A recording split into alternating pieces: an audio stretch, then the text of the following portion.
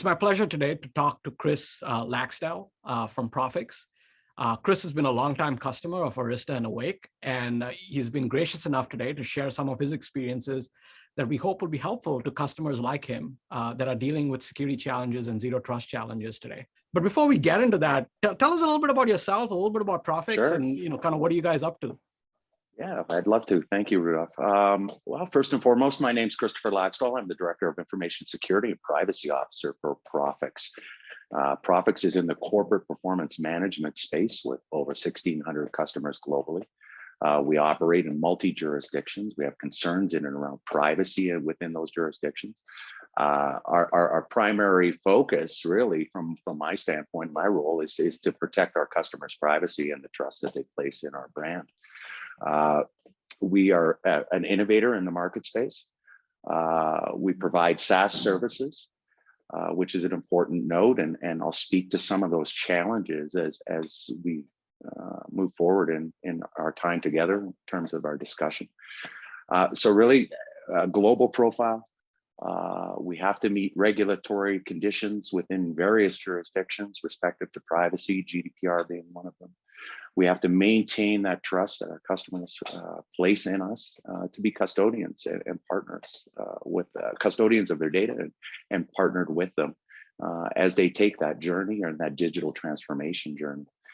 So enough about me, Rudolph. Let's talk about some of the intricacies of zero trust.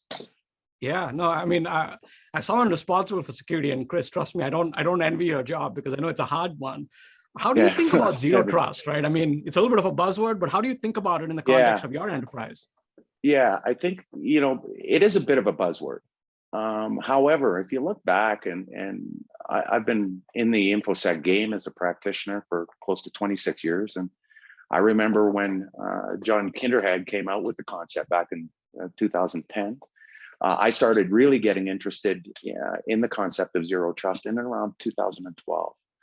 And one of the reasons that I really took an interest in zero trust is I realized that the current models aren't working. Every year that we go forward as security practitioners, the breaches are on the uptick. So there's something broken. How do we fix this? We had an old model where we had sort of the moat and the firewall and the perimeter. And the assets that existed behind that perimeter, and maybe some two-factor authentication. But as we move forward with SaaS services and digital transformations, really the levels of controls that were placed behind access and authentication didn't keep pace. So an example being, you'd have some of the legacy type environments, and companies would rush into a cloud environment, and they would become customers of one of the large email providers. And at the same time, they're federating their IDs across that infrastructure that exists behind their firewall. And those IDs are also the same network login IDs that exist inside their firewall. That's right. Given that, if there is a phishing attempt, without proper zero trust controls in place, that potential hacker or whoever is the bad actor is leveraging those credentials has the keys to your kingdom.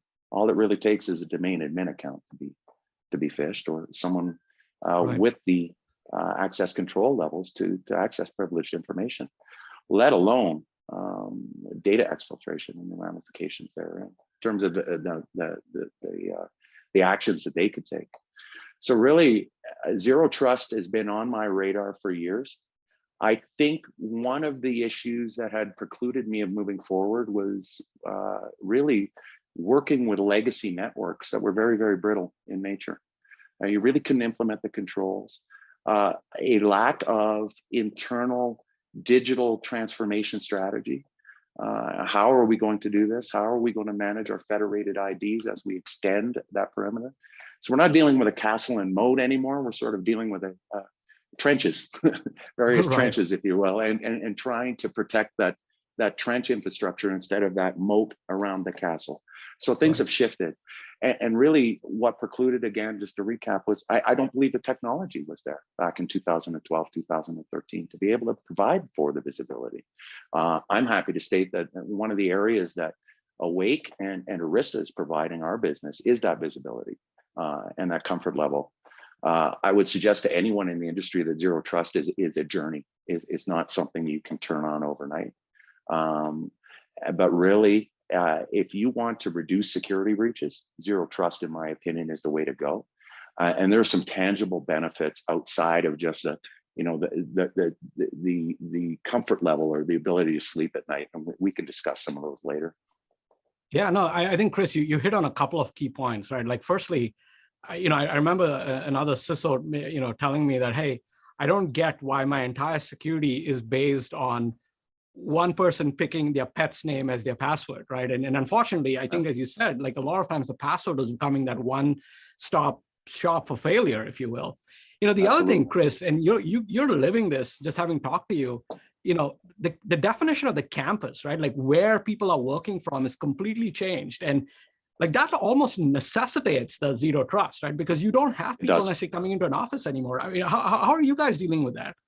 Well, we were fortunate enough, and I'll use COVID as an example, and we were on our journey for zero trust as COVID began and the lockdowns began. So we didn't necessarily have to pivot too quickly.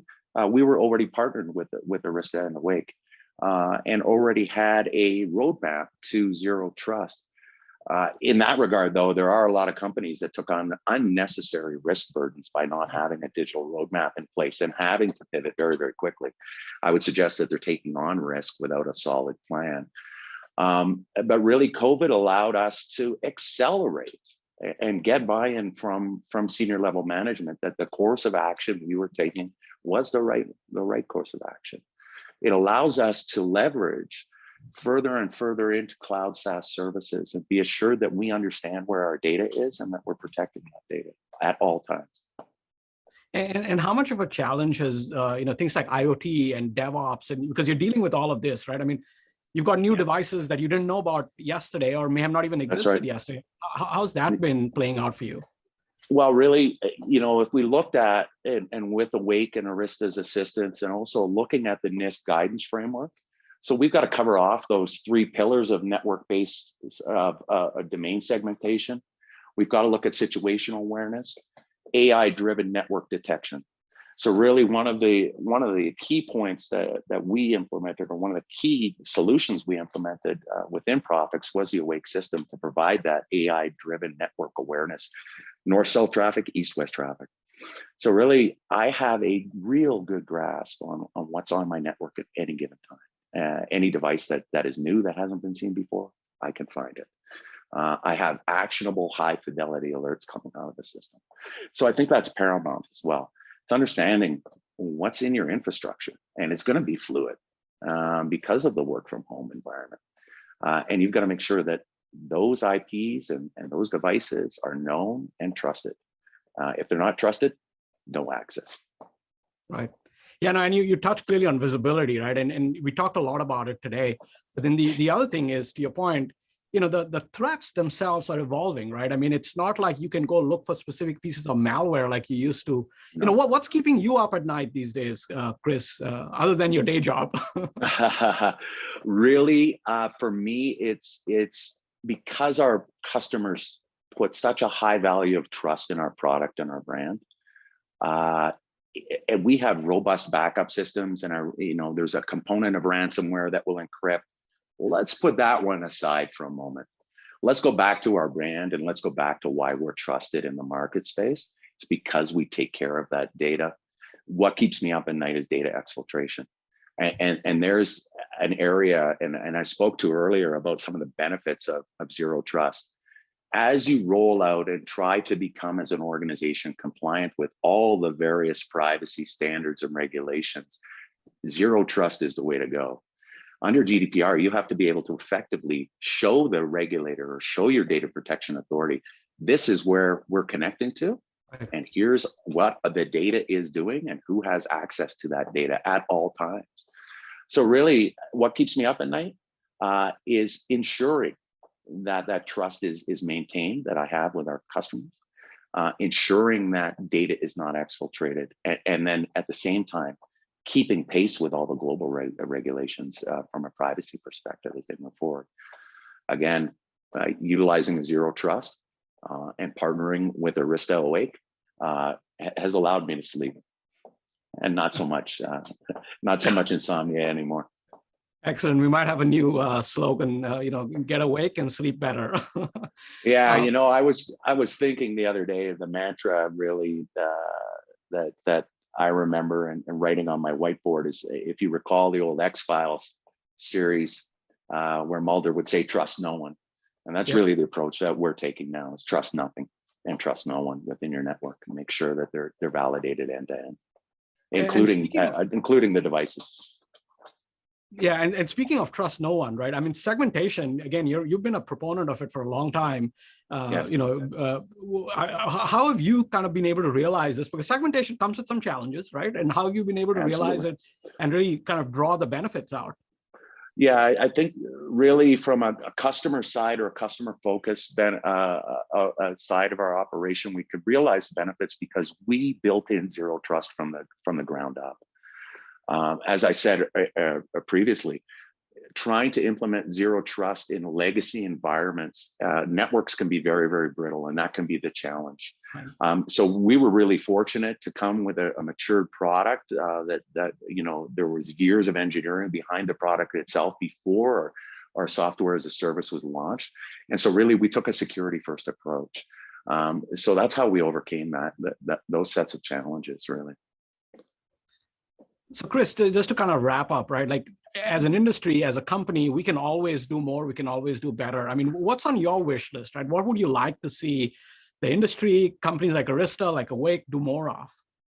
Really, I think that one of the areas, and you had mentioned that zero trust is coming to the forefront now as people are recognizing digital strategies and implementing them. And we have COVID and the shift is from the work from home environment. And quite clearly, I don't think we're ever going back to the office 100% of time. I think we can all agree on that. I'd like to see the industry become more cohesive in terms of recommendations and how products are implemented, not necessarily product specific. But I find if I look at the criterion for zero trust right now, there's not enough specificity in terms of what someone should do when they're really going down and down to the detail and starting this zero trust journey. So really a more consultative approach with the vendors overall, or a more general best practices listing. I just find that there's a lot of the information can be ambiguous. And there's more than one way to skin a cat, quite frankly, with the zero trust initiatives. I think quite clearly from my side, and I've done my due diligence, Arista and Awake have provided that path for me. But I think just general in the industry space, it needs to be a bit more succinct and clear for people to make those decisions. Yeah, no, I think, Chris, you kind of nailed it, right? I mean, when you said earlier, zero trust is not a destination, it's a journey. That's right. It's not a product. It's a process that you go through. And Chris, again, appreciate all of the insights. I think our audience will appreciate the insights as well.